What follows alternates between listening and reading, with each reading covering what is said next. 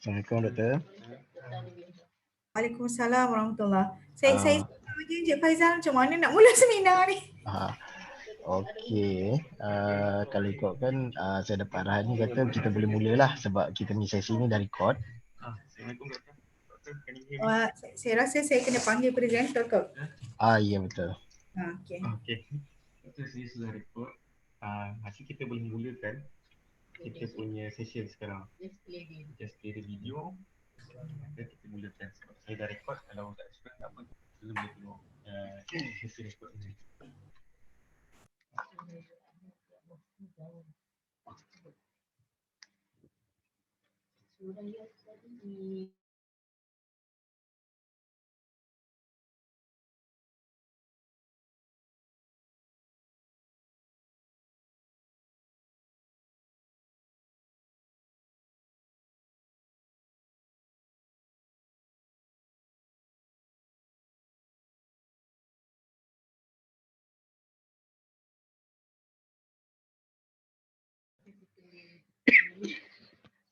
Doktor. Penghasilan bilik berapa ya?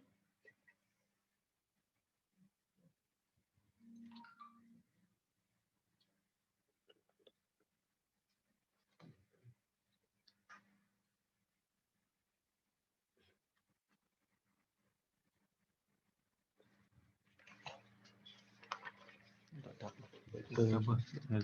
Hello Doktor. Sepatutnya dia kena buka video ni. Video tematik ni. Ni mungkin tak ada orang. Tu je lah. Doktor Zulaidi. Boleh dengar ke Doktor Zulaidi? Boleh tengok ke rumah ni tak ada rumah? Kalau platform 5 tu. Saya tengok.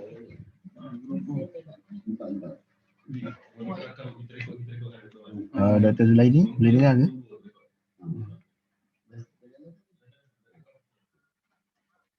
Mikrofon doktor tak on ke? Okey, saya mikrofon saya dah on sekarang. Tapi saya tak boleh mula lagi partisipan. Sekejap saya tengok ya. Okey, ada semua ada. Okey, sekejap kita boleh mula insyaAllah. Ya. Okey, doktor boleh mulakan. Lepas tu doktor boleh play video yang pertama tu lah, yang tematik hadis wabak tu.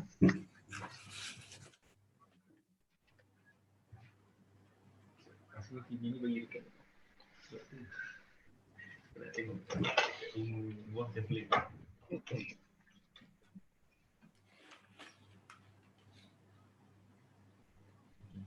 Kita mulai insyaAllah. Bismillahirrahmanirrahim. Assalamualaikum warahmatullahi wabarakatuh. Alhamdulillah wa bihi nasta'in wassalatu wassalamu ala al-mab'uth rahmatan lil alamin sayyidina wa maulana Muhammad wa ala alihi wa sahbihi ajma'in. Man yahdihillahu fala mudhillalah wa man yudlil fala hadiyalah. Asyhadu an la ilaha illallah wahdahu la syarikalah wa asyhadu anna Muhammadan abduhu wa rasuluhu amma ba'd. Selamat datang diucapkan kepada presenter untuk platform Zoom platform 3. InsyaAllah kita akan ada dalam sepanjang sesi di platform 3 ini, insyaAllah akan ada 5 pembentangan daripada 5 kertas kerja hanya ditulis oleh pensyarah PKS dan seorang daripada calon PhD Fakulti Pengajian Quran dan Sunnah. Okey. Alhamdulillah kita diberi kesempatan untuk kita merealisasikan seminar warisan Nabawi yang ke-7. Buat pertama kalinya, julung kali kita adakan virtual sepenuhnya. Okey, tanpa melengahkan masa, insyaAllah kita akan sama-sama akan mendengar rakaman video daripada peserta yang pertama, ada pembentang yang pertama iaitu saya sendiri, Nur Zulaili Muhammad Ghazali, bersama dengan Dr. Rabiatul Adawiyah dan Dr. Hisamuddin Ahmad, satu kertas kerja yang bertajuk tematik hadis wabak dalam kitab Sahih Al-Bukhari.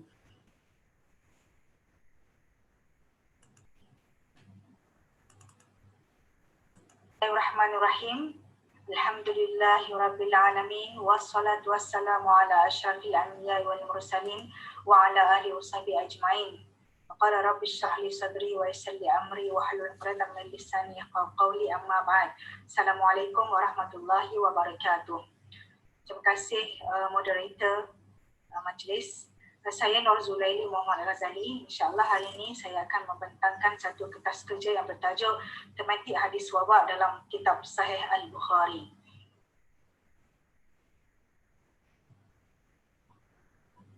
Baik, sebagai pendahuluan, secara umumnya ulama hadis telah mengumpul dan menyaraikan hadis-hadis berkaitan dengan penyakit dalam karya-karya mereka. Sebagai contoh, Imam Bukhari memuatkan hadis-hadis berkaitan dengan penyakit dan penawar dalam kitab At-Tib dalam Sahih Bukhari. Ibn Qayyim juga telah mengarang satu buku yang diberi nama Tib Nabawi, juga memuatkan dalamnya himpunan hadis tentang ajaran Nabi SAW berkaitan dengan penyakit dan penawar serta kelebihan flora dan fauna dalam perubatan. Bertitik tolak daripada sini, kertas kerja ini akan mengekstrak dan menghimpunkan hadis-hadis yang memiliki lafaz wabak, adwa dan taun yang terdapat dalam Sahih Bukhari. Tiga perkataan ini dipilih kerana ia ada kaitan yang rapat antara satu sama lain berdasarkan kepada teori medan makna, di mana satu teori yang membahaskan tentang makna dan juga hubung kait makna perkataan serta hubung kait antara makna bagi perkataan. Baik, seterusnya hadis-hadis yang diekstrak akan dikeluarkan perbahasan yang terdapat padanya bagi tujuan untuk membangunkan tema. Baik. Dapatan daripada pengekstrakan dan analisis yang dibuat, didapati bahawa taburan hadis yang ada lafaz wabak, adwa dan taun dalam Sahih Bukhari adalah seperti berikut, iaitu 7 hadis yang padanya ada perkataan wabak, dan manakala perkataan hadis yang padanya ada perkataan adwa terdapat 10 hadis, dan ada 13 hadis yang padanya ada perkataan ta'un. Jumlah keseluruhan adalah 30 hadis.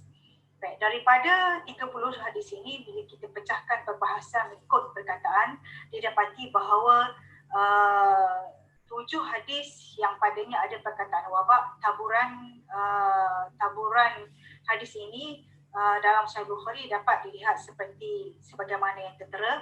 Ada hadis yang dimuatkan dalam kitab tafsir, dalam kitab tafsiran mimpi menerusi 3 bab. Ada hadis dimuatkan dalam kitab mengenai kebaikan berdoa, ada 2 bab, dan masing-masing ada 1 bab dalam kitab perubatan dan juga 1 bab dalam kitab mustihat. Keseluruhannya adalah 7 hadis yang padanya ada perkataan wabak yang dimuatkan oleh Sahih Bukhari dalam Sahih beliau. Baik, dalam kitab Sahih beliau. Daripada 7 hadis ini, tema perbahasannya dapat kita bahagikan kepada 3 perbahasan utama, iaitu pertama, wabak boleh berpindah; kedua, keharusan berdoa untuk menghindarkan wabak penyakit; dan yang ketiga, larangan keluar dari satu kawasan atau tempat yang sedang dilanda wabak. Baik, kita pergi kepada hadis yang membicarakan tentang wabak boleh berpindah. Dalam sebuah hadis, baginda sallallahu alaihi wasallam bersabda, ra'aitu ka'anna mara'atan sauda tha'iratar ra'si kharajat minal madinah hatta qamat bi mahya'a wa hiya al-juhfa fa'awalat anna waba' al-madinah nuqila ilaiha. Nabi sallallahu alaihi wasallam bersabda, aku bermimpi melihat wanita hitam, rambutnya beracak-acakan, rambutnya agak menggerbang, keluar dari Madinah hingga berdiri di Mahya'ah, iaitu Juhfah. Maka aku takwilkan bahawa wabak penyakit Madinah telah dipindahkan ke sana. Jadi hadis ini menunjukkan bahawa wabak di Madinah itu berpindah ke satu tempat yang dinamakan Juhfah. Dalam lafaz lain, hadis ini ada penambahan lafaz ataupun hadis berkaitan dengan penyakit dipindahkan, penyakit wabak di Madinah dipindahkan ke Juhfah. Ini ada satu lagi sabda Rasulullah SAW, di mana baginda SAW dalam hadis ini menunjukkan keharusan berdoa untuk menghindarkan wabak penyakit. Dalam masa yang sama, dalam lafaz hadis ini juga menunjukkan bahawa wabak di Madinah itu dipindahkan ke Juhfah. Qala Rasulullah sallallahu alaihi wasallam, Allahumma habbib ilaina al-Madinah ka hubbina Makkah aw ashadda. Allahumma barik lana fi sa'ina wa fi muddina wa sihhha lana wanqul hummaha ila al-juhfah. Ya Allah, jadikanlah kami mencintai Madinah seperti cinta kami kepada Makkah, atau lebihkan cinta pada Madinah. Ya Allah, berkatilah timbangan dan ukuran kami. Sihatkanlah Madinah untuk kami. Pindahkanlah wabak penyakit ini ke kota Juhfah. Jadi dalam hadis ini baginda sallallahu alaihi wasallam memberi panduan kepada kita supaya berdoa, memohon kesejahteraan supaya dihindarkan daripada wabak, dan memohon keberkatan, moga Allah berkati kehidupan kita. Dan dalam masa yang sama baginda juga berdoa, pindahkanlah wabak penyakit yang sedang melanda Madinah itu ke kota Juhfah. Baik. Kenapa bila kita baca buku-buku ataupun kitab-kitab yang mensyarahkan hadis ini, didapati bahawa ada sebab kenapa disebut Juhfah itu secara spesifik. Apa yang dinukilkan oleh Ibn Battal, terdapat dua sebab kenapa Juhfah dipilih. Pertama, Juhfah adalah sebuah tempat yang penduduknya suka melakukan kezaliman. Kedua, Juhfah mempunyai bilangan penduduk yang sedikit. Sekiranya penyakit melanda Juhfah, kemungkinan penyakit untuk terus merebak tidak tinggi kerana bilangan penduduknya tidak ramai. Juhfah ni adalah satu bandar ataupun tempat yang terletak 23 batu dari Madinah. Ini berkaitan dengan tempat yang bernama Juhfah, dan doa yang disebut oleh baginda sallallahu alaihi wasallam dalam hadis yang dibacakan sebentar tadi bukanlah menafikan reda maupun tawakal kepada Allah Subhanahu wa taala. Bagaimana mungkin baginda sallallahu alaihi wasallam berdoa dengan doa sebegini seandainya doa sebegini menafikan sifat tawakal kepada Allah, sedangkan baginda lah yang paling tinggi sifat tawakalnya. Jadi doa ini bukanlah menafikan kita bertawakal kepada Allah Subhanahu wa taala, sebaliknya doa ini sebagai satu simbolik kekerdilan kita yang tidak mempunyai apa-apa, hanya bergantung kepada Allah Subhanahu wa taala untuk memberi kesejahteraan kepada kita. Baik. Yang ketiga, berkaitan dengan larangan keluar dari kawasan atau tempat yang sedang dilanda wabak. Dalam hadis yang dimuatkan oleh Bukhari dalam sahih beliau, hadis yang berbunyi an ibn Abdullah bin Amir anna Umar kharaja ila Syam falamma kana bisargha balaghahu anna al-waba qad waqa'a bis-Syam fa akhbarahu Abdurrahman bin Auf anna Rasulullah sallallahu alaihi wasallam qala idza sami'tum bihi bi ardin fala taqdamu alaihi wa idza waqa'a bi ardin wa antum biha fala takhruju firaran minhu. Sejelas dalam hadis ini memberitahu kita panduan bagaimana seseorang yang sedang berhadapan dengan situasi wabak itu mengawal dirinya daripada keluar ataupun pergi ke tempat yang sedang dilanda wabak, ataupun seandainya seseorang itu berada di tempat yang telah pun dilanda wabak, maka dia atau orang tersebut tidak dibenarkan keluar daripada tempat tersebut. Ini selari dengan apa yang dijalankan ataupun apa yang dipraktikkan buat masa kini. Dunia sedang dilanda pandemik COVID-19 di mana seluruh negara mengamalkan kuarantin, dan kuarantin ini adalah sama dengan apa yang diajar oleh baginda sallallahu alaihi wasallam kepada mereka yang sedang berhadapan dengan wabak yang sedang melanda negara Syam. Baik, kita pergi kepada perkataan seterusnya, iaitu perkataan adwa. Perkataan adwa yang mana perkataan ini terdapat ataupun hadis yang mengandungi perkataan adwa dalam Sahih Bukhari terdapat 10 hadis, yang mana semua keseluruhan 10 hadis ini dimuatkan dalam kitab perubatan dalam 5 bab sebagaimana yang tertera pada slide. Jadi 10 hadis ini keseluruhannya dimuatkan dalam kitab perubatan, dan tema perbahasan hadis yang padanya ada perkataan adwa ini juga terbahagi pada 3 tema utama, iaitu penafian adanya penyakit berjangkit, yang kedua semua penyakit terjadi dengan takdir Allah Subhanahu wa taala, dan yang ketiga tawakal dan penafian wujud penyakit yang boleh berjangkit.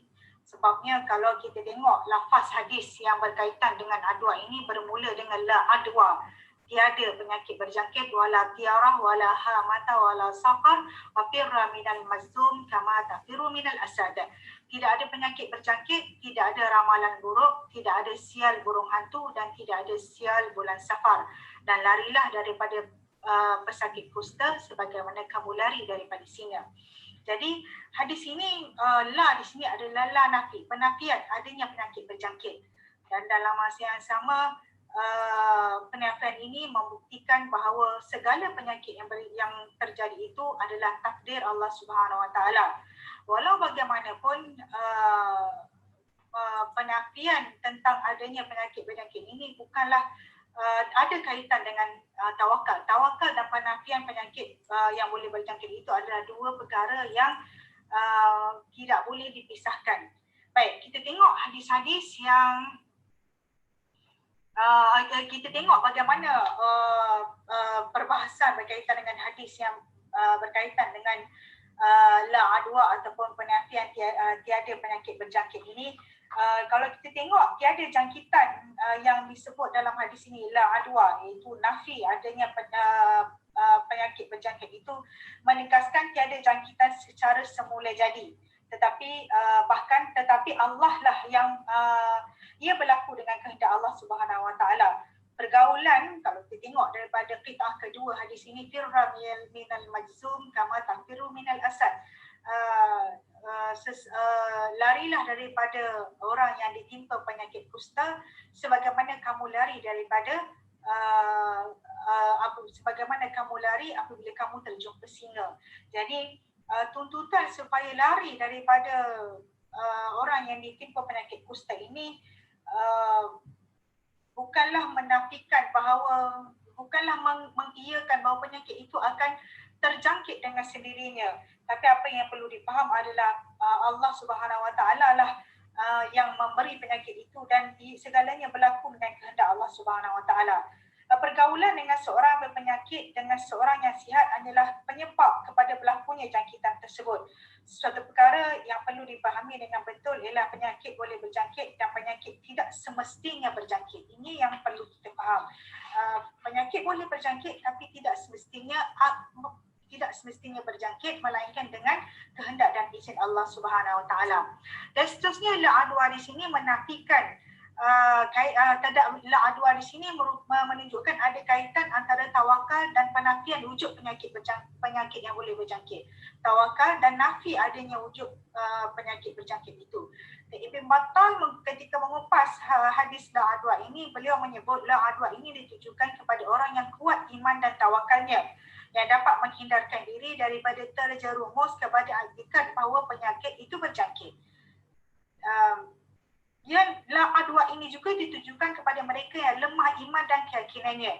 Ini kerana dibimbangi mereka tergelincir dalam kepercayaan terhadap berjangkitnya penyakit ketika terkena penyakit itu selepas makan bersama dengan orang-orang yang telah dilanda penyakit ataupun telah diuji dengan penyakit berjangkit.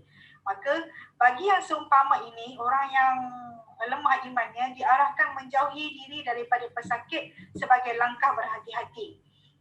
Selain daripada itu, bukanlah menjadi satu pegangan yang betul apabila seseorang mendakwa dia bertawakal sedangkan tiada usaha untuk mengelakkan diri daripada penyakit yang boleh berjangkit. Hal ini termasuklah melanggar akan peraturan dan perintah yang telah ditetapkan oleh kerajaan ataupun pihak berkuasa dengan alasan dia bertawakal kepada Allah Subhanahu Wa Taala. Kita perlu faham hadis ini, saran penafian adanya penyakit berjangkit dan juga bagaimana kita usaha kita untuk memastikan penyakit itu, memastikan bahawa penafian ini bukan bererti kita boleh bercampur dengan mereka yang sedang dilanda penyakit berjangkit tanpa ada kemungkinan penyakit itu, kita boleh terkena penyakit itu. Tetapi apa yang perlu kita faham di sini adalah penafian ini ada kaitannya dengan tawakal dan ada kaitannya kepada usaha supaya kita menghindari tempat ataupun seseorang yang telah ditimpa penyakit berjangkit. Bimbang perbuatan kita itu akan menjadi penyebab kepada terkenanya menjadi penyebab bagi kita terkena penyakit berjangkit tersebut. Baik. Tema yang ketiga adalah semua penyakit terjadi dengan takdir Allah Subhanahu Wa Taala. Kerana kalau kita tengok dari segi logiknya, orang yang mula-mula sekali terkena penyakit itu, siapa yang memberi penyakit tersebut kepada dia? Jawapannya adalah Allah Subhanahu Wa Taala. Begitulah juga kepada orang yang kedua, orang yang ketiga dan seterusnya. Walaupun dia berjangkit, tapi segalanya berada dalam kehendak Allah Subhanahu Wa Taala. Baik, seterusnya kita tengok kepada lafaz ta'un, iaitu lafaz yang terakhir yang diekstrak hadisnya daripada Sahih Bukhari. Paling banyak hadis yang mengandung berbanding perkataan wabak dan perkataan dua. Perkataan ta'un mewakili 13 hadis. Paling banyak hadis berbanding wabak 7, dua 10, tetapi ta'un ada 13 hadis dalam yang dimuatkan oleh Imam Bukhari dalam Sahih Bukhari. Baik, ini adalah taburan hadis mengikut kitab dan juga bab. Manakala berkaitan dengan tema yang diperbahaskan oleh tema yang dapat diekstrak setelah melihat perbahasan hadis ini dalam kitab syarah, didapati bahawa hadis-hadis yang mengandungi perkataan ta'un dapat dibahagikan kepada 3 perbahasan tema yang utama, iaitu kaitan antara wabak dan ta'un dari segi makna perkataan wabak dan ta'un. Yang kedua, pahala syahid bagi mereka yang meninggal dunia kerana ta'un. Dan yang ketiga, larangan masuk ke tempat yang dilanda penyakit ta'un atau keluar dari tempat tersebut. Tengok kaitan antara wabak dan ta'un dari segi maknanya. Adakah wabak itu bermakna ta'un? Adakah ta'un itu bermakna wabak? Qadiyat berpendapat wabak adalah umum bagi penyakit, sementara ta'un lebih spesifik, di mana ia merupakan satu penyakit yang berasal daripada luka yang ada pada badan. Selain daripada itu, ahli bahasa juga turut berpendirian bahawa wabak adalah penyakit yang umum, sementara Qurtubi berpendapat ta'un lebih umum daripada wabak dan ia merupakan penyakit yang membunuh ramai manusia. Imam Muslim menyatakan bahawa ta'un adalah sejenis luka bernanah yang keluar daripada tubuh manusia, sama ada pada seluruh badan atau anggota-anggota tertentu sahaja seperti ketiak, siku dan celah-celah jari. Disebut juga bahawa ta'un adalah jenis wabak penyakit seperti pembengkakan kelenjar yang amat menyakitkan badan dan ia boleh membunuh. Ini dari segi kaitan antara wabak dan ta'un. Sebahagian ulama kata wabak lebih umum, ta'un lebih spesifik. Apapun, kedua-dua ini ada kaitan, ia berjangkit dan boleh membunuh. Baik, kita tengok dalam ada hadis perbahasan ataupun antara hadis yang padanya ada perkataan ta'un juga menunjukkan bahawa pahala syahid bagi mereka yang meninggal dunia kerana ta'un. Qala Rasulullah sallallahu alaihi wasallam, at-ta'un syahadatun likulli muslim. Ta'un penyebab mati syahid bagi setiap muslim. Ini adalah anugerah di sebalik kesabaran dan reda orang yang ditimpa ta'un ataupun wabak penyakit itu sendiri sehingga membawa kepada maut. Reda dan sabarnya itu dibalas oleh Allah Subhanahu Wa Taala dengan memberi mereka pahala mati syahid. Baik, yang ketiga, larangan masuk ke tempat yang dilanda penyakit ta'un atau keluar daripada tempat tersebut. Larangan ini juga turut disebut oleh Rasulullah SAW dalam hadis yang padanya ada perkataan wabak. Dan sekali lagi, bila diekstrak hadis yang padanya ada perkataan ta'un, juga didapati larangan yang sama, keluar daripada tempat yang telah dilanda wabak ta'un ataupun wabak secara umumnya, dan ataupun masuk ke tempat yang telah diisytiharkan padanya ada wabak. Jadi kalau tengok larangan ini sebenarnya adalah satu pendekatan sebagai satu zara'i, menyekat ataupun menjauhi diri daripada terkena sesuatu penyakit. Dan kalau kita tengok, kita memang dituntut supaya tidak memudaratkan diri kita dalam apa-apa keadaan sekalipun. Jadi ketika inilah yang dilakukan pada zaman Rasulullah, ketika wabak melanda Syam, bumi Syam tidak dibenarkan keluar atau melarikan diri pada wabak ta'un tersebut walau dengan apa tujuan sekalipun. Termasuklah untuk meniaga dan seumpamanya. Baginda menyifatkan orang melarikan diri daripada ta'un itu seolah-olah dilari daripada takdir Allah Subhanahu Wa Taala. Selain daripada itu, larangan tidak dibenarkan untuk memasuki bumi Syam kerana dikhawatiri akan terkena wabak tersebut. Jadi itulah dia secara ringkas dapatan berkaitan dengan hadis-hadis yang ada padanya ada perkataan wabak, adwa dan juga ta'un. Sebagai kesimpulannya adalah kalau kita lihat daripada tema-tema yang telah disebut sebentar tadi, secara konsepnya kita boleh bahagikan ia kepada dua perbahasan utama, bagaimana seseorang itu apabila dia dilanda wabak ataupun apabila dia terkena penyakit-penyakit itu, dia hubungannya dengan Allah Subhanahu Wa Taala, segi spiritualnya, perlu berdoa kepada Allah Subhanahu Wa Taala supaya diberikan supaya diberikan kekuatan, kesabaran dan juga semangat untuk meneruskan kehidupan, dan dalam masa yang sama bagaimana hubungannya antara manusia yang lain itu perlu bagaimana juga hubungan sesama manusia yang lain ataupun orang sekelilingnya itu perlu dihad dan dibataskan kerana ditimbangi penyakit tersebut akan terkena kepada orang lain kerana sebab tidak menjaga ataupun sebab tidak membataskan pergaulan dan seumpamanya. Sekarang itu sahaja. Aku lu qauli hadza wa astaghfirullahi wa lakum. Wassalamualaikum warahmatullahi wabarakatuh. Baik, alhamdulillah telah pun selesai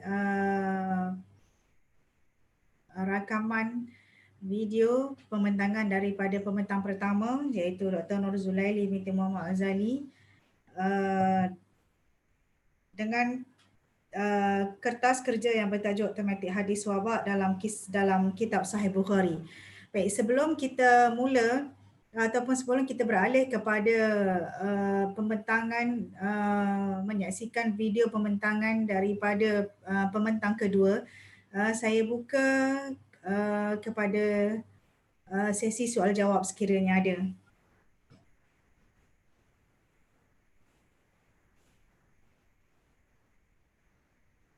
Okay, alhamdulillah. Assalamualaikum. Assalamualaikum, dengar? Dr. Zulaili? Ya, saya. Waalaikumsalam. Akhiri? Ya, saya. Sila, Doktor. Just nak sedikit pertanyaan, bukan pertanyaan, nak lebih ikhtisar tentang, boleh cerita sikit tentang medan makna tadi? Apa yang boleh kita syarahkan berkaitan dengan medan makna tadi? Ada doktor sebut tadi. Saya kurang jelas. Boleh semula macam mana? Medan makna, boleh syarah lebih sikit. Apa okey. Teori medan makna. Baik, teori medan makna ni adalah semantic field. Teori medan makna adalah satu teori yang pakai oleh orang-orang semantik, linguistik untuk melihat melihat kepada pengembangan makna suatu perkataan dengan melihat kepada sinonim, antonim, hypernim dan ada beberapa lagi lah. Jadi dalam mengekstrak hadis-hadis daripada Sahih Bukhari berkaitan dengan wabak, saya pilih perkataan yang menunjukkan yang ada kaitan dengan wabak. Jadi hadis wabak itu tidak terhad kepada hadis yang ada perkataan wabak sahaja, tapi dia dilebarkan pencariannya kepada hadis yang ada perkataan adwa dan ta'un. Adwa dan ta'un ini kalau dilihat dia bukanlah memberi makna wabak secara literal, tetapi bila kita kembali kepada teori medan makna itu kita akan dapati bahawa kedua-dua perkataan adwa dan ta'un ini ada kaitan di segi hypernimnya, dari segi kelompok penyakit yang berjangkit itu. Ini adalah satu metod sebenarnya bagi penyelidikan yang memfokuskan kepada perkataan. Wallahualam. Okey, terjawab ke Ustaz Khairi? Alhamdulillah. Jazakallahu khair. Banyak benda boleh buat tu. Ya betul. Ya betul. Saya setuju. Memang ini adalah metod yang sangat fundamental dan kita boleh kembangkan data dengan berdasarkan kepada teori medan makna. Ya, banyak data-data kita boleh kumpul insya-Allah. Khair. Jazakallah. Terima kasih banyak, Doktor. Ya, sama-sama. Okey.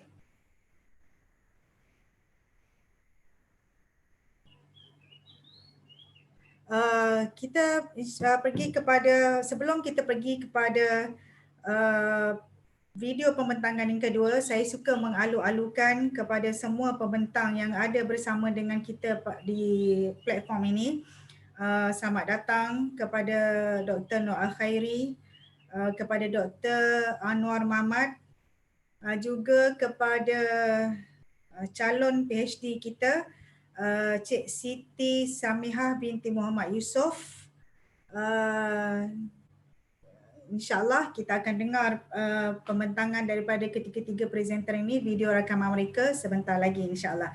Baik, sekarang kita pergi kepada video pembentangan yang kedua, iaitu daripada Dr. Anwar Mahmat, satu kertas kerja yang bertajuk Adab-adab Belajar Berdasarkan Manuskrip Melayu, Kajian Terhadap Tibyan Al-Maram Talibah At-Talabah.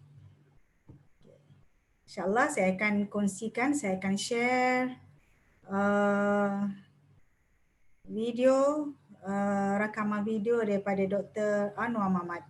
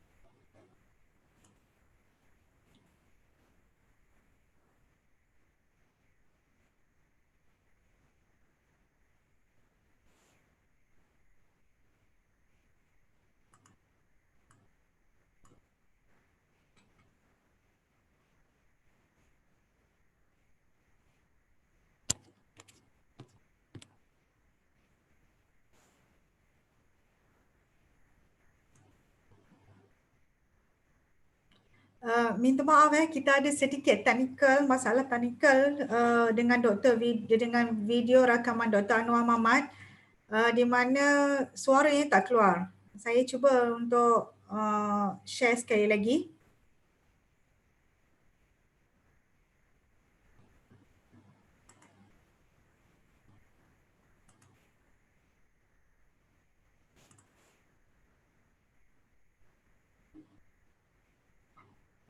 Bismillahirrahmanirrahim. Alhamdulillahirabbil alamin wassalatu wassalamu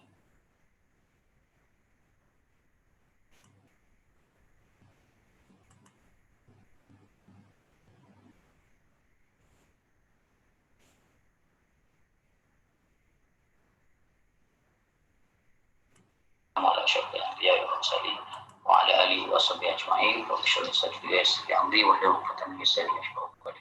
Insyaallah saya akan bentangkan kertas kerja saya yang bertajuk Adab-adab belajar berdasarkan manuskrip Melayu, kajian terhadap MSS 2906B Tibyan Al-Maram Talibah At-Talabah. Saya Muhammad Anwar bin Muhammad, Fakulti Pengajian Quran dan Sunnah Muslim. Okey. Sememangnya yang kita maklum bahawa para sarjana Islam menjelaskan bahawa Islam hadir ke alam Melayu membawa pelbagai perubahan dan kemajuan yang sangat signifikan di alam Melayu. Antaranya adalah berkenaan dengan aspek ilmu dan pendidikan. Kenapa? Kerana Islam itu pada asasnya mementingkan ilmu dan juga pendidikan. Jadi fahaman itu sampai ke alam Melayu menghasilkan suatu perubahan yang amat ketara sebelum dan selepas hadirnya Islam di alam Melayu. Dengan fahaman itu, maka aktiviti pendidikan dan pengajaran dan pembelajaran itu berlaku dengan rancak di alam Melayu. Dan para ulama Melayu tidak terhenti di situ saja, malah mereka menghasilkan berbagai karya dalam berbagai genre ilmu yang ada. Antaranya adalah karya berkenaan dengan pendidikan, karya yang berkenaan dengan pendidikan dan karya berkenaan dengan adab belajar. Kalau tengok dalam kerja saya ada senaraikan beberapa kajian-kajian yang berkenaan bahawa ada sejumlah karya tentang pendidikan di alam Melayu. Dan salah satu antara karya yang penting dalam kelompok ilmu ini adalah karya Tibyanul Maram Talibatul Thalabah ataupun MSS, berasaskan manuskrip MSS 2906P. Dan kitab ini amat unik untuk dikaji disebabkan keaslian dan keistimewaannya. Antaranya adalah dia merupakan karya terjemahan asli daripada Arab dan juga ditambah dengan elemen lokaliti masyarakat Melayu, dan juga dari sudut keistimewaannya ialah karya yang ekstensif dalam pendidikan Islam dan tidak pernah diketengahkan oleh mana-mana pengkaji manuskrip lain. Dia membincangkan tentang pendidikan secara umum, dan pada seminar ini saya fokuskan berkenaan dengan adab utama, adab pelajar yang utama yang disentuh dalam manuskrip ini. Okey, ini selaras dengan hasrat Kementerian Pendidikan dalam memantapkan lagi persoalan nilai dan etika dalam sistem pendidikan. Kalau untuk guru, kita ada standard guru Malaysia yang menjelaskan tentang etika perguruan, dan juga bagi pelajar kita Kementerian Pendidikan itu dah melancarkan plan pembangunan pendidikan, antaranya adalah untuk melahirkan masyarakat atau rakyat Malaysia yang menghayati nilai dan etika. Pendidikan berasaskan etika dan penghayatan nilai. Jadi persoalan ini dibincangkan pada zaman awal masyarakat Melayu dan telah dihasilkan berbagai karya yang berkaitan, dan salah satu yang belum lagi dikaji dengan baik dan belum diketengahkan oleh mana-mana kaji adalah kitab Tibyanul Maram Talibatul Thalabah. Jadi kita lihat sikit dari aspek kodikologi manuskrip Tibyanul Maram ini sebagai salah satu daripada karya yang penting tentang pendidikan. Dia merupakan sebuah karya genre sastra kitab yang membincangkan tentang ilmu pendidikan, adat dan sebagainya. Dia merupakan sebuah koleksi manuskrip ini, karya ini ataupun kitab ini, manuskrip ini merupakan sebuah koleksi daripada Pusat Kebangsaan Manuskrip Melayu Perpustakaan Negara yang diletak di nombor panggilan MSS 2906 B. Dalam manuskrip, satu bandar manuskrip dinamakan MSS 2906 itu ada 3 kitab yang berbeza. Pertamanya Babul Adab, bermula dari folio 1 rektur hingga 6 rektur. Yang kedua Tibyanul Maram, kitab yang kita kaji ini bermula 7 verso hingga 93 rektur. Kemudian yang last kali Nihayah Tadrib, bermula 90 verso hingga 226 rektur. Jadi yang kita kaji adalah 2906B, iaitu kitab Tibyanul Maram Talibatul Thalabah. Dan setakat kajian yang kita laksanakan, hanya ada satu naskah saja kitab ini, iaitu di PNM. Yang kita buat carian di Indonesia dan British Library dan sebagainya, tidak dijumpai kitab ini, dan dia agak unik kerana ada satu naskah saja, iaitu dalam simpanan PNM. Dia asalnya adalah merupakan karya Arab yang dikarang oleh Muhammad bin Ali Kashghari.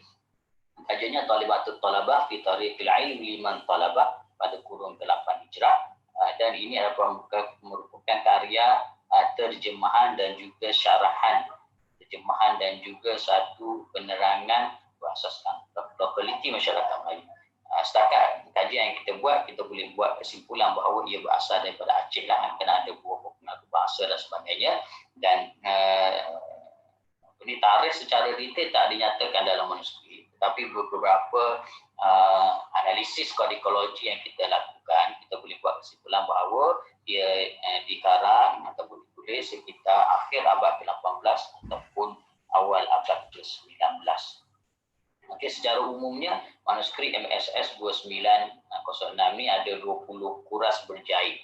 Dia ketebalannya ada sebanyak 226 folio dengan saiz 22.3 darab 16.4, ditulis dalam kertas slip Arafah warna kekuningan, ada lubang-lubang kecil di sekitar tetapi tidak menjejaskan teks. Dan analisis kepada tera air ataupun watermark itu mendapati tera air yang digunakan pada kertas itu adalah 3 bulan sabit sederet, dinamakan trilun, dengan tanda kecil biji dan biji. Jadi kita dapat tarik kesimpulan bahawa kertas ini kebanyakan digunakan di alam Melayu sekitar abad 18 dan 19. Jadi setiap folio ada 16 ke 15 baris, tulisan masih lagi kemas dan konsisten. Ini adalah halaman permulaan pada kita ini. Itu ada sedikit dekorasi yang dibuat oleh pengarang dengan Bismillahirrahmanirrahim, dan juga ada rubrikasi, tulisannya ada warna hitam dan rubrikasi dengan warna merah. Khususnya bahasa Arab, matan asal kepada kita itu dan juga ayat Al-Quran. Ini yang menjadi motivasi kepada penulis untuk menterjemah kitab ini. Dan apa? Kerana kitab Talabatul Talabah Lima Kasyawari itu memiliki banyak faedahnya, dan juga masyarakat ketika itu, khususnya pelajar itu terkeliru tentang syurutul ilm wa adabi, syarat-syarat untuk belajar dan adab-adab untuk memperoleh ilmu. Maka menjadi tanggungjawab pada penulis untuk terjemah dan perkenalkan kitab ini. Sebab itu dia ada 6 fasal, bermula dengan fasal tentang konsep ilmu dan juga fasal niat, dan berakhir dengan fasal bagaimana cara untuk menguatkan ingatan dan juga memperoleh rezeki dalam belajar, termasuk zikir dan beberapa petua yang diberikan oleh penulis.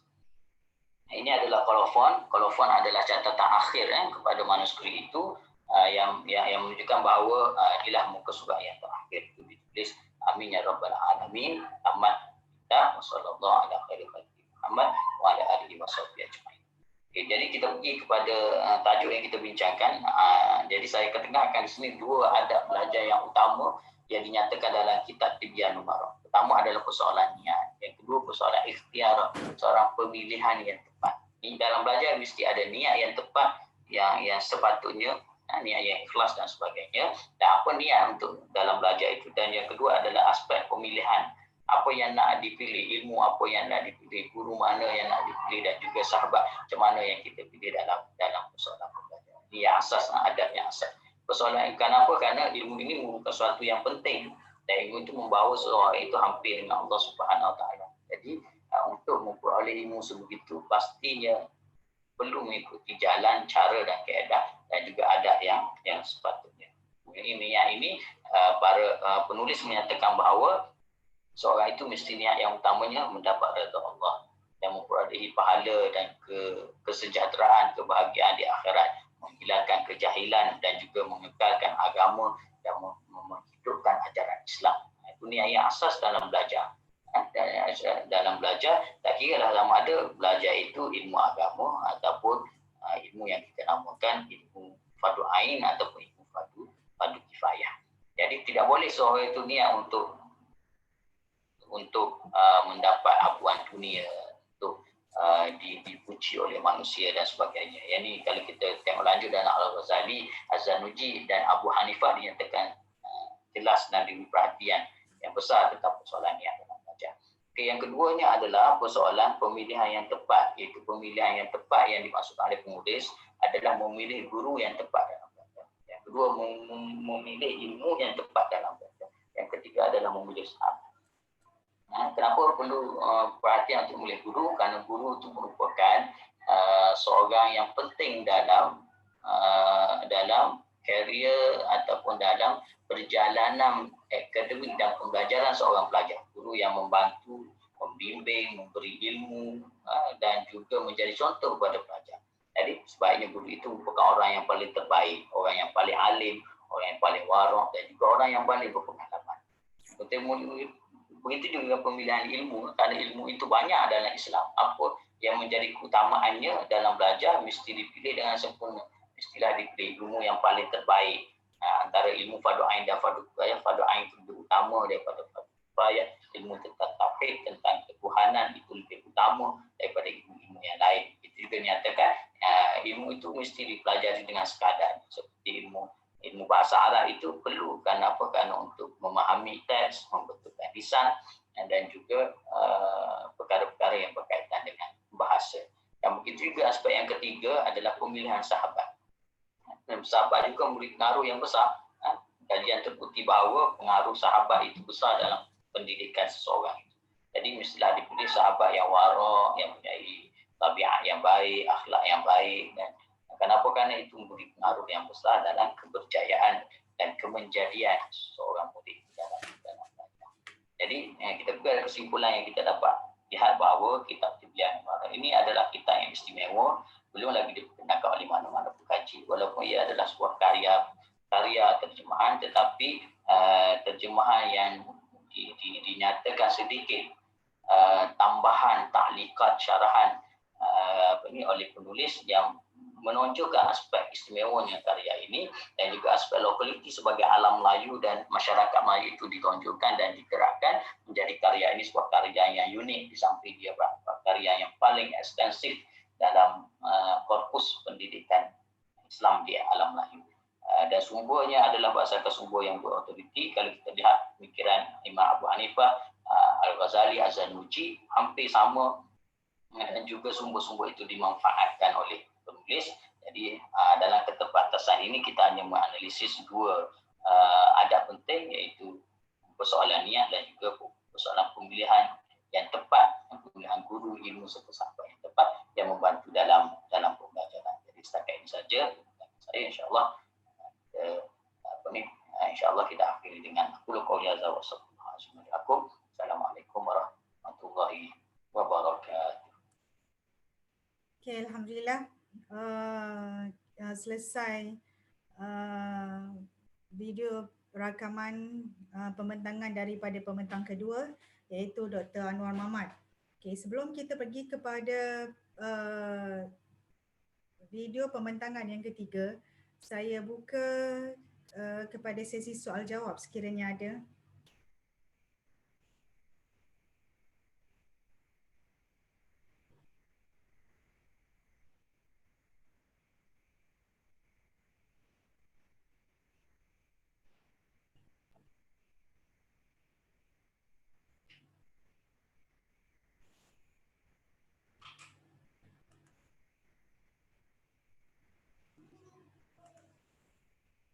Okey, kalau tiada soalan, kita terus kepada video pembentangan yang ketiga, iaitu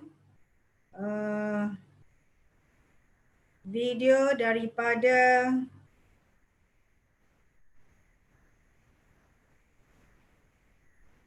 Dr. Akhairi Muhammad Raus. Satu kertas kerja yang bertajuk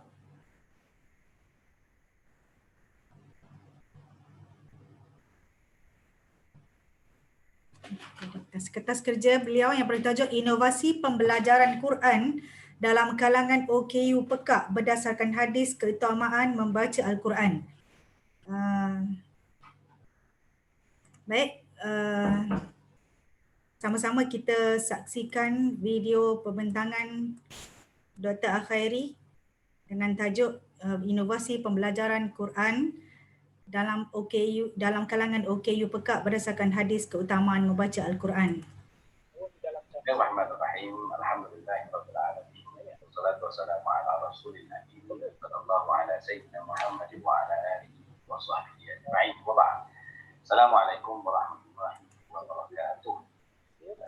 Pertamanya ucapkan terima kasih kepada pihak moderator, pihak penganjur Encik Sains Islam Malaysia USIM, dan terusnya sahabat-sahabat dalam kalangan pembentang dan tuan-tuan dan puan yang Allah Subhanahu wa taala. Kali ini saya akan berkongsi berkaitan dengan sedikit kajian yang dibuat berkaitan dengan inovasi pembelajaran Quran dalam kalangan OKU Pekak ataupun pendengaran berdasarkan hadis keutamaan membaca Al-Quran. Tuan-tuan dan puan yang Allah Subhanahu wa taala, boleh kita melihat banyak hadis sebenarnya berkaitan dengan keutamaan membaca Al-Quran, tapi apa yang kita nak ambil di sini adalah dua hadis, sebagaimana yang pertama yang diriwayatkan oleh Sayyidatina Aisyah radhiyallahu anha, dan kedua hadis berkaitan yang diriwayatkan oleh Ibnu Mas'ud, dan Mana-mana kedua-dua ini pada dasarnya kalau kita lihat adalah memfokuskan terhadap ganjaran bagi mereka yang membaca Al-Quran, sebagaimana disebut oleh Sayyidatina Aisyah radhiyallahu anha, di mana Rasulullah sallallahu alaihi wasallam bersabda, orang yang membaca Al-Quran dan fasih dan lancar akan dikelompokkan dengan orang-orang yang safaratul kiram bararah.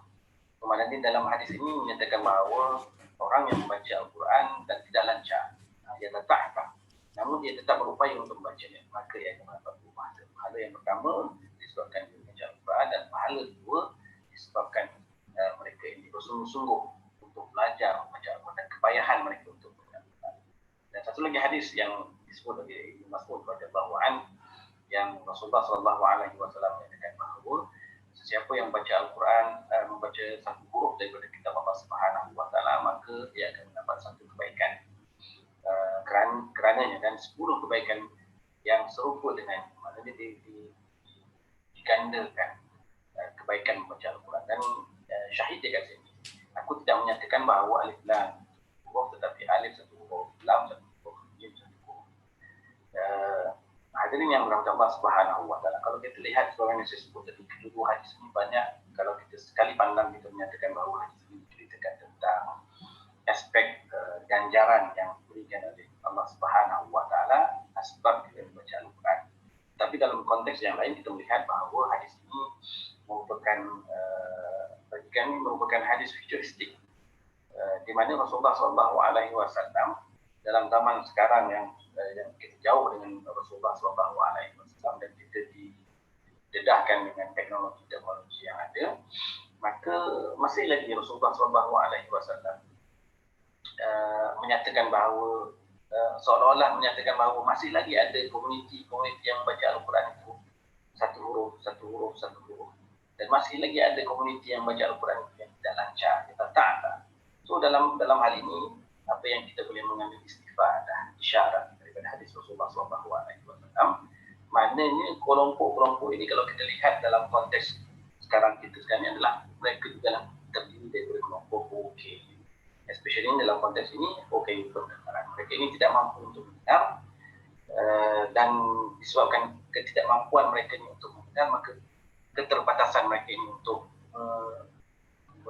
menuturkan, melafazkan sesuatu perkataan. So dalam konteks ini kita melihat bahawa hadis ini menunjukkan bahawa mereka ini, golongan-golongan inilah juga, walaupun kemungkinan kita terlepas pandang isu mereka ini, tetapi apabila kita explore, kita melalui fasa-fasa santunan kita terhadap mereka ini, maka kita melihat bahawa mereka ini bukan tak boleh belajar, tapi cara belajar mereka ini, cara yang permainan. Sebab dalam konteks kajian ini kita melihat bahawa apabila kita dampingi santun komuniti ini, maka kita, Masya Allah, tabarakallah, kita melihat bahawa mereka ini membaca Al-Quran itu dengan keunikan mereka tersebut.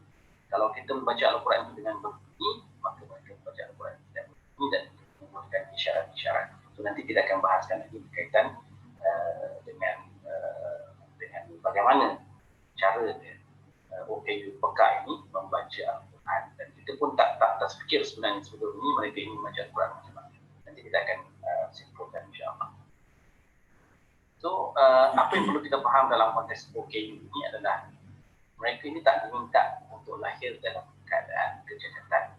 So dalam konteks ini kalau kita lihat dari sudut Islamnya, kita melihat dari sudut sebagaimana Allah Subhanahu wa taala sebut di dalam surah Jin, laqad khalaqnal insana fi ahsani taqwim. Maknanya kita ini dijadikan dalam keadaan yang sempurna, sebaik-baik kejadian. Maknanya mereka yang buta ini Allah jadikan sebaik-baik kejadian. Orang yang peka ini juga sebaik-baik kejadian. Anak-anak kita yang dididik oleh Allah Subhanahu wa taala dengan cinta, dengan autism dan sebagainya, mereka adalah sebaik-baik kejadian. So maknanya di antara kita ini tidak ada labeling itu just untuk menentukan dia dalam kategori mana dan kategori mana. Tapi level yang sebagaimana yang Allah Subhanahu wa taala letakkan dalam Islam itu adalah level takwa. Level takwa sebagaimana disebut dalam ayat Allah Subhanahu wa taala, inna akramakum indallahi atqakum. Jadi dalam konteks ini tuan-tuan dan puan yang Allah Subhanahu wa taala dan sedang hadirin, kita kita melihat bahawa kita kena faham bahawa apa sebenarnya maksud OKU. So dalam konteks ini ketidakupayaan itu bermaksud adalah berpunca daripada sikap masyarakat. Pertama sikap masyarakat dan kedua adalah kesekitaran yang tidak memungkinkan komuniti OKU untuk menyertai program-program, menyertai aktiviti-aktiviti keagamaan khususnya dalam konteks sosial kita. So bukan isu dia ni pekak, tetapi isu kita sebab macam mana kita melihat kehidupan mereka ini, macam mana kita masyarakat berfungsi untuk memberi peranan menyumbang kepada mereka ini supaya mereka ini boleh duduk bersama rendah, boleh bersama ini. Next, pembelajaran Al-Quran. Jadi fokuskan kajian kita ini ataupun penulisan saya ini, maka kita akan melihat pertamanya budaya komuniti OKU Pekat di Malaysia.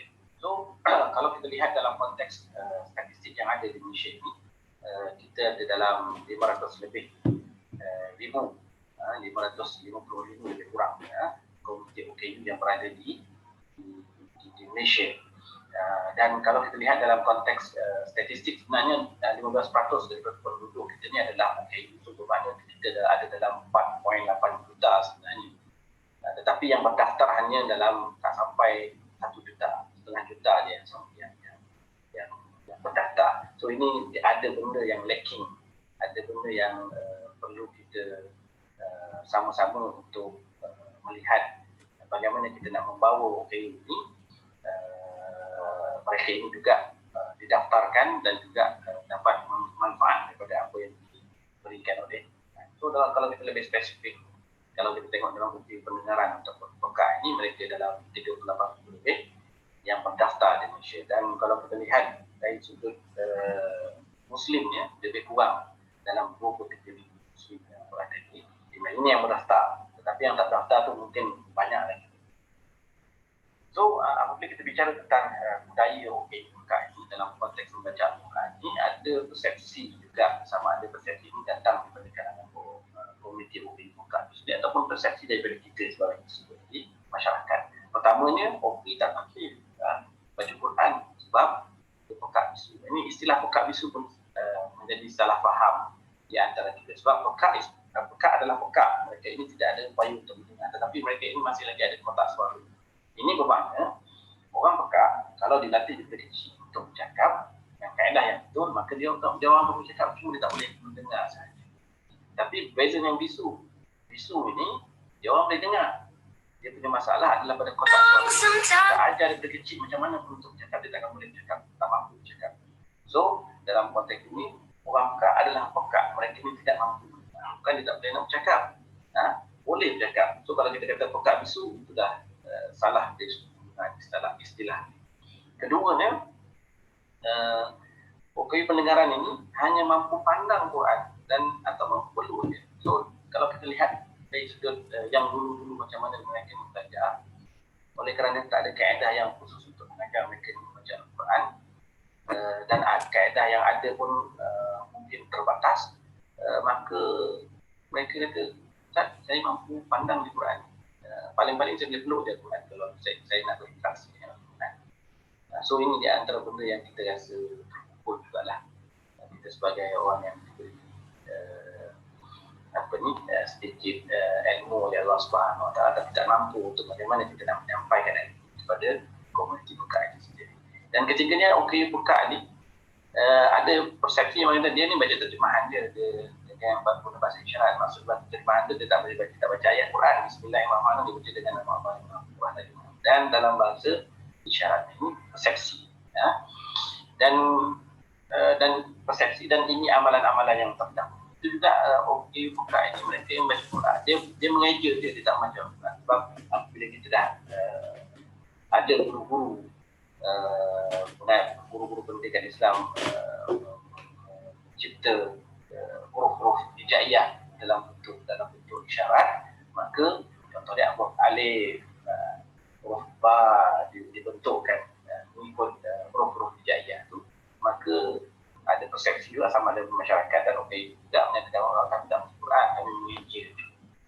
So yang ini kita kena kupas dengan kita perinci faham sebenarnya mereka baca Quran ataupun mengaji Al-Quran.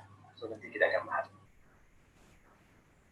So dari sudut analisis pembelajaran Quran dalam kalangan di bukan Indonesia ini, kalau kita sebut tadi dalam sejarah pembelajaran Al-Quran start daripada tahun 80-an, dan Islam dah mencipta huruf-huruf hijaiyah berasaskan bentuk dan gerakan, bergerak alif, ba, ta dan sebagainya, sehinggalah sampai ke satu tahap pada tahun 2013 ada komuniti Mekah daripada Persatuan Orang Pekat Orang Pekat Islam Malaysia, PESMA, dijemput untuk pergi ke Qatar untuk ada satu konferensi di sana tentang berkaitan dengan Quran isyarat Al-Quran, berkaitan dengan pembelajaran Al-Quran dalam kalangan Mekah. Maka mereka bawa satu inovasi yang dibangunkan juga di kalangan orang Arab sendiri, dan maknanya dulu menggunakan huruf-huruf hijaiyah ini menggunakan ASL, American Sign Language. Alif, A, huruf A jadi alif, B, huruf ba dibentukkan. Tetapi dalam konteks Arab punya kaedah, dia akan buat bentuk untuk mengikut bentuk huruf dan mengikut budaya Arab. Maka huruf alif adalah huruf alif, huruf ba titik 1, huruf ta titik 2, ta titik 3 ila akhir.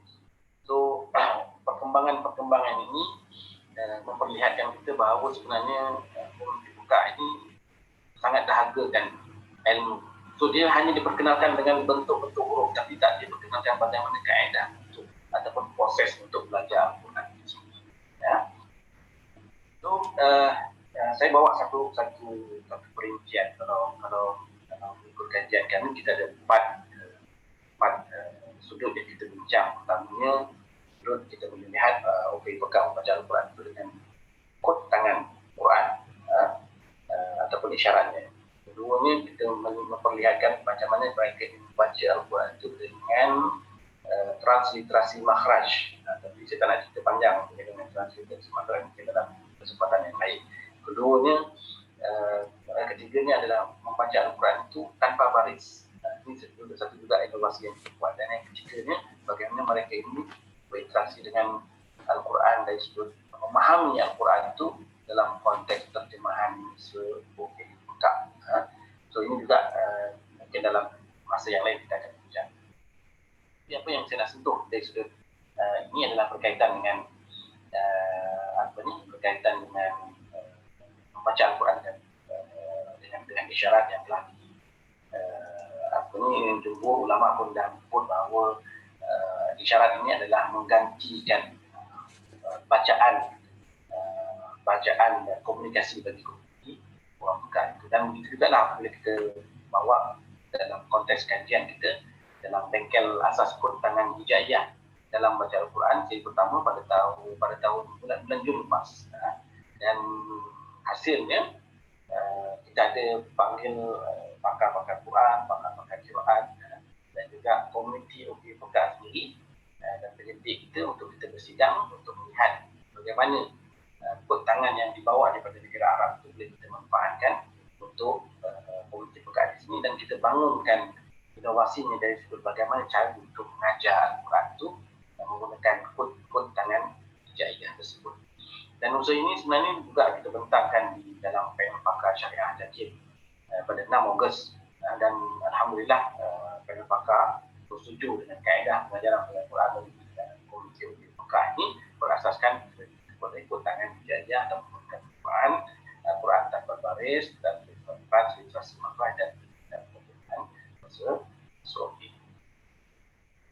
Dan ini yang paling penting yang kita nak sampaikan, bahawa definisi baru dalam membaca Al-Quran ini bagi komuniti Mekah itu iaitu yang kita sebut tadi, adakah dia membaca atau mengajar. Tapi sebenarnya bila kita buat kajian, sebenarnya inilah keunikan cara mereka membaca Al-Quran. Keunikan cara mereka membaca Al-Quran. So apabila kita kata membaca Al-Quran ataupun tilawah Al-Quran untuk OPU pendengaran ini merujuk kepada membaca Quran tanpa suara dengan kaedah mengisyaratkan ataupun membantahkan setiap huruf-huruf Quran, iaitu rasam Osmani, dengan kod-kod tangan Quran iaitu hijaiyah yang mewakili setiap huruf.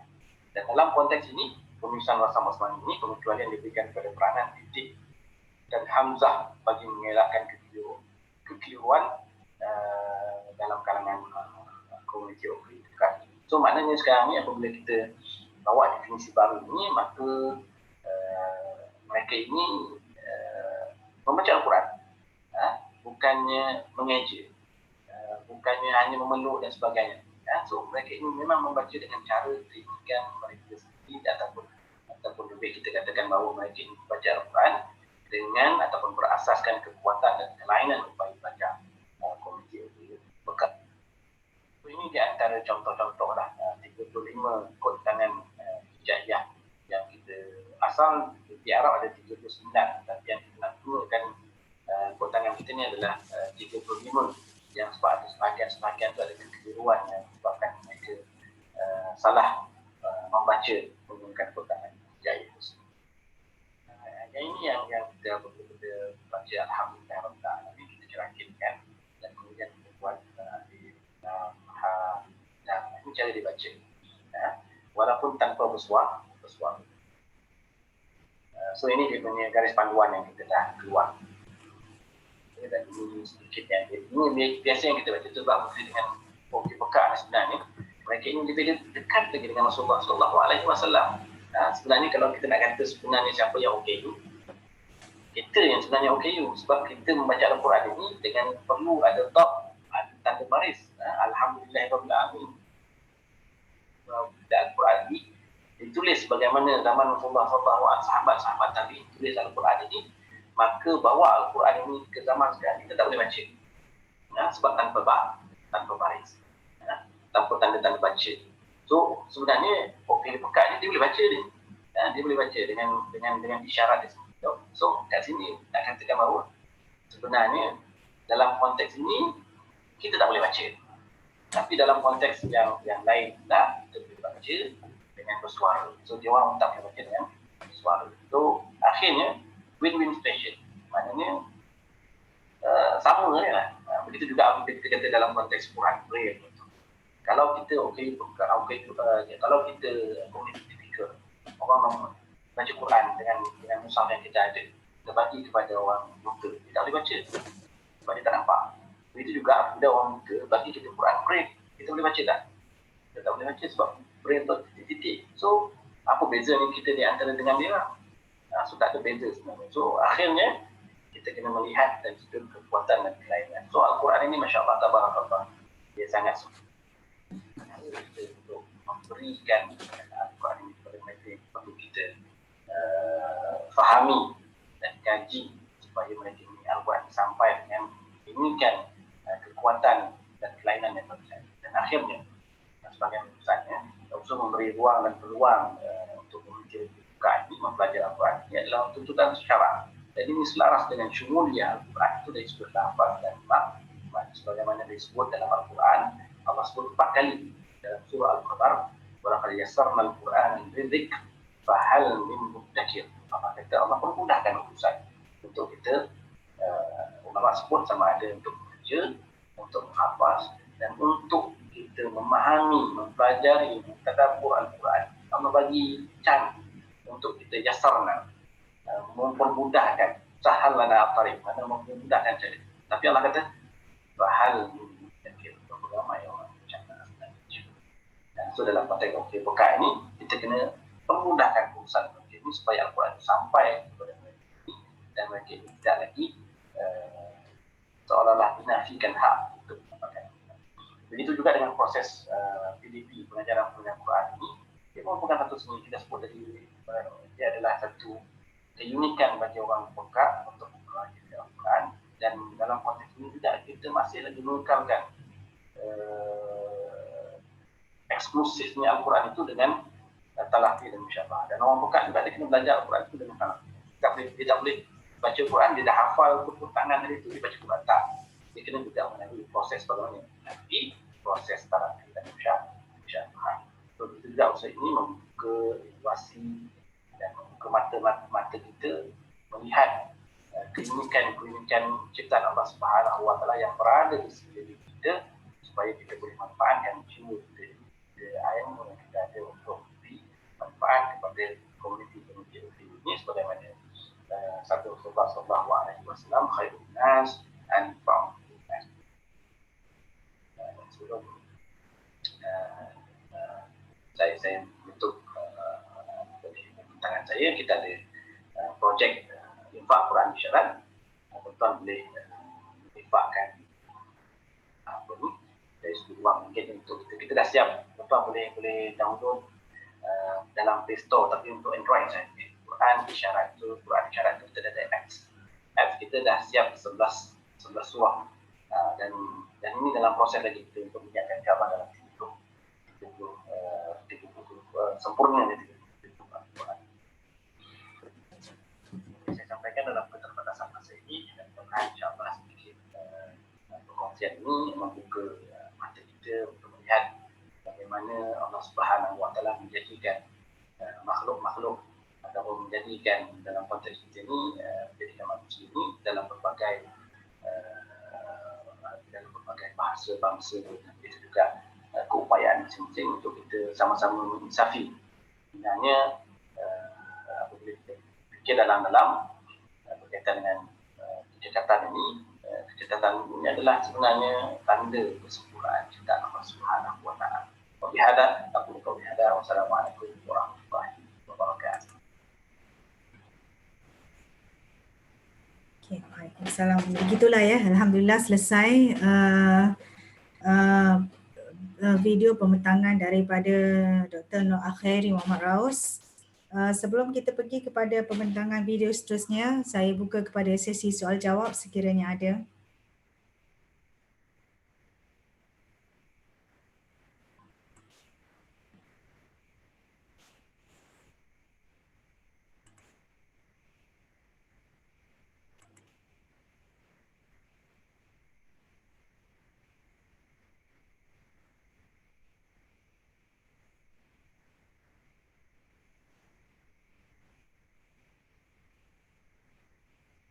Sekiranya tiada sebarang soalan, kita terus berpindah kepada video pembentangan seterusnya, iaitu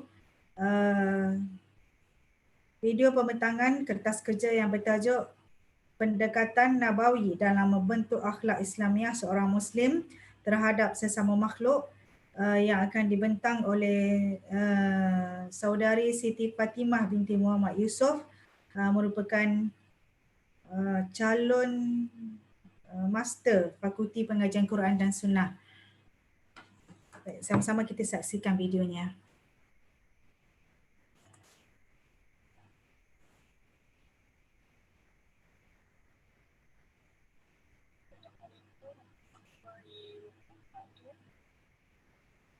Salam sejahtera kepada semua pembentang dan peserta International Faculty Conference yang ke-7 2020.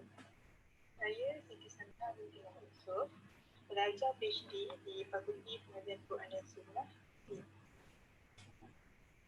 InsyaAllah tajuk pembentangan saya pada hari ini adalah Pendekatan Nabawi dalam Membentuk Akhlak Islamiah Seorang Muslim Terhadap Sesama Makhluk.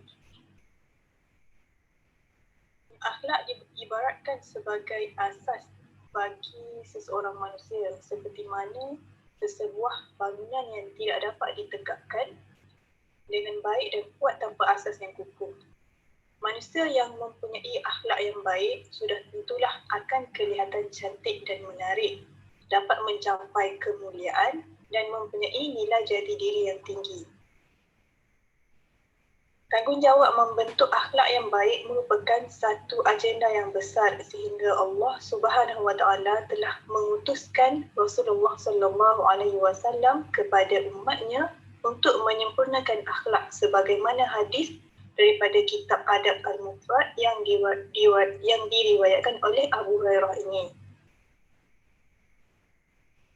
Rasulullah sallallahu alaihi wasallam adalah contoh teladan yang terbaik dalam kehidupan setiap muslim, dan ianya meliputi pelbagai aspek kehidupan. Sebagaimana firman Allah dalam surah Al-Ahzab ayat 21. Akhlak Islamiah seorang muslim terhadap sesama makhluk seperti ibu bapa, keluarga, guru, sanak saudara, rakan, jiran tetangga, tetamu, orang yang memerlukan, kanak-kanak dan juga haiwan. Menghormati kedua ibu bapa dan berakhlak mulia terhadap mereka berdua merupakan titik tolak kemuliaan akhlak bagi setiap Muslim kerana merekalah yang bersusah payah membesarkan anak-anak bermula dari dalam kandungan lagi. Oleh itu Allah Subhanahu Wa Taala mewajibkan ke atas setiap Muslim untuk melayan kedua ibu bapa dengan layanan yang khusus. Sebagaimana firman Allah Subhanahu Wa Taala dalam surah Al-Isra ayat 23. Layanan yang khusus itu antaranya adalah anak-anak perlu bercakap dengan percakapan yang lemah lembut, beradab sopan, berkasih sayang, tidak menggunakan perkataan yang buruk dan tidak baik, tidak membuatkan kedua ibu bapa berasa tidak senang dan terasa hati, melakukan perkara yang boleh menggembirakan hati ibu bapa dan juga menasihati ibu bapa tentang perkara yang melibatkan hukum hakam Islam dengan cara yang paling sesuai. Di samping itu, Rasulullah SAW telah bersabda tentang hak ibu bapa ke atas anaknya seperti hadis yang diriwayatkan oleh Abu Hurairah. Berdasarkan hadis ini, penyebutan ibu diulang 3 kali. Kemudian yang keempat barulah disebut bapa. Hal ini menunjukkan bahawa anak perlu memperlakukan ibu dengan 3 kali ganda lebih baik berbanding bapa. Ini disebabkan oleh 3 kesulitan yang khusus yang dialami oleh ibu. Iaitu semasa kehamilan, semasa melahirkan dan semasa menyusukan anak. Kemudian ibu dan bapa bersama-sama bertanggungjawab mendidik anak-anak sebagaimana firman Allah Subhanahu Wa Taala dalam surah Luqman. Muslim juga seharusnya melayan ahli keluarga dengan baik seperti isteri atau suami, anak, adik-beradik dan ahli keluarga yang lain. Islam menggalakkan untuk kita menghormati, menyayangi, mengasihi ahli keluarga selain daripada ibu bapa dan sentiasa berbuat baik, menjaga tutur kata, berbudi bahasa, berbaik sangka, menurut kemampuan masing-masing dan saling tolong menolong antara satu sama lain, saling hormat menghormati dan mengisi kekurangan diri dengan nasihat menasihati. Dan keluarga akan hidup dalam keadaan yang harmoni. Berikut adalah hadis riwayat Imam Bukhari yang menceritakan tentang kebiasaan Rasulullah SAW apabila berada di rumah. Rasulullah SAW menjahit bajunya, membaiki sandalnya dan mengerjakan apa yang biasa dilakukan oleh kaum lelaki di rumah mereka. Seterusnya adalah akhlak baik terhadap guru. Akhlak terhadap guru adalah suatu perkara yang ditekankan ketika menuntut ilmu sebagaimana hadis Rasulullah